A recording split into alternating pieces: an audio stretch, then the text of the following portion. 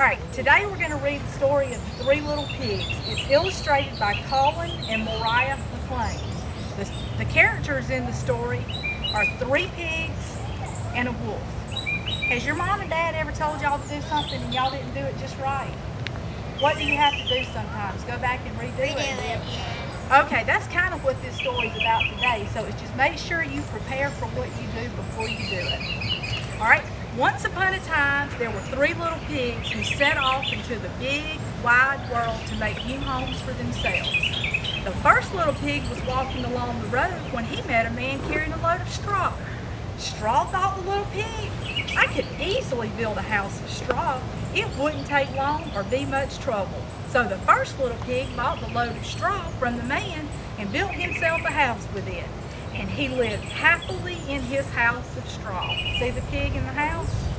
Alright, the second little pig was walking along the road when he met a man carrying a load of sticks. Sticks, thought the little pig.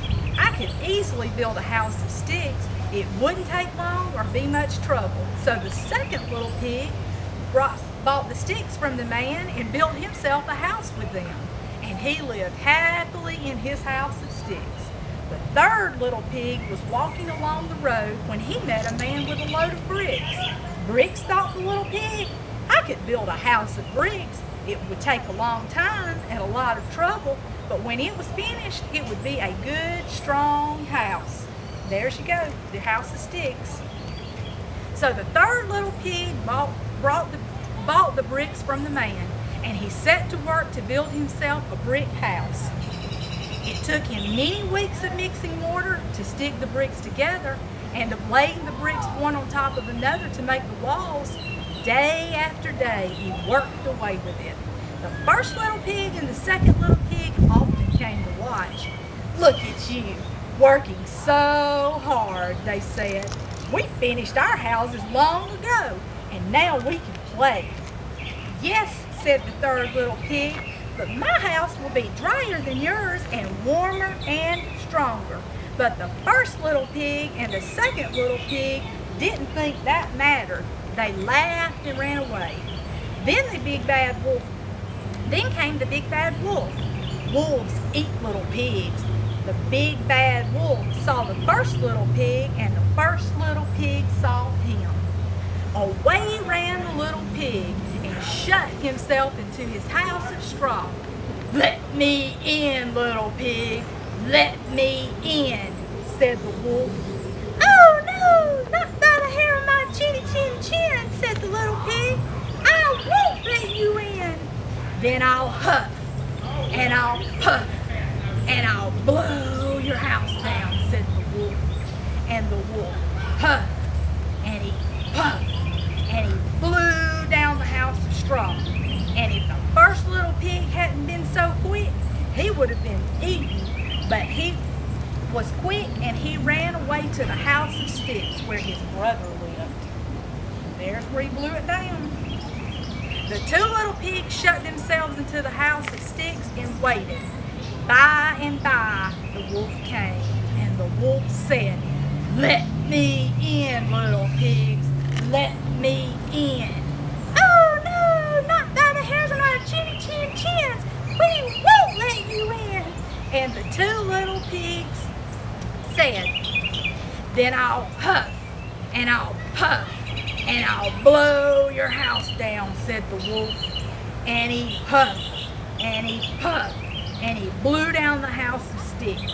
And if the two little pigs hadn't been quick, they would have been eaten. But they were quick and they ran away to the house of bricks where their brother lived. The three little pigs shut themselves into the house of bricks, and by and by the wolf came and said, "Let me in, little pigs, let me in." "Oh no, not by the hairs on our chinny chin chins, we won't let you in," said the three little pigs. "Then I'll huff and I'll puff and I'll blow your house down," said the wolf. He huffed and he puffed, but the house of bricks didn't fall down. So the wolf took a bigger brick and he huffed harder and puffed harder, but the house of bricks still didn't fall down. So the wolf took an even deeper breath, and he huffed harder still, and puffed harder still. But the house of bricks just wouldn't fall down because it was stronger than straw or sticks. The wolf was exhausted with huffing and puffing, and he crawled away to get his breath back. The first little pig and the second little pig cheered because they thought they were safe now. But the third little pig said, "Help me fill the cooking pot with water and light a fire under it." So they lit a fire and hung the big cooking pot over it, and they filled the pot with water. The water was soon boiling. "That wolf wouldn't have given up yet," said the third little pig. "We have to be ready for him." The wolf got his breath back and wondered how he could get the little pigs. He couldn't blow down the brick house, it was too strong. He couldn't get in by the door because it was locked. He couldn't get in by the windows because they were shuttered. But there was a chimney. So the wolf climbed up onto the roof and climbed down the chimney to get the three little pigs, but he landed right in the cooking pot that the three little pigs had ready. Instead of the wolf having pig for his dinner, the three little pigs had wolf stew for theirs. Then the first little pig and the second little pig built their brick houses for themselves, and they all lived happily ever after. And that's the end of the story.